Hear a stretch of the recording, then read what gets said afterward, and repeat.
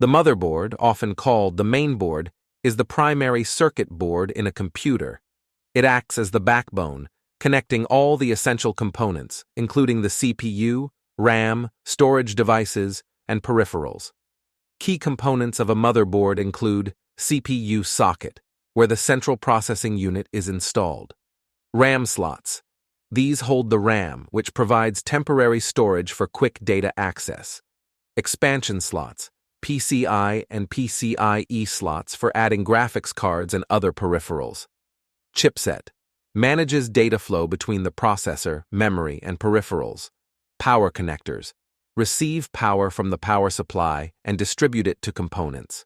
Storage connectors, like SATA and M.2 for connecting SSDs and hard drives. I/O ports, connect peripherals like keyboards, mice, and monitors. Motherboards come in various form factors, such as ATX, Micro ATX, and Mini ITX, affecting their size and capacity for components. The motherboard is crucial for system stability and performance, influencing what CPU and RAM you can use and how many expansion cards can be added. A high-quality motherboard can enhance overall system performance and longevity.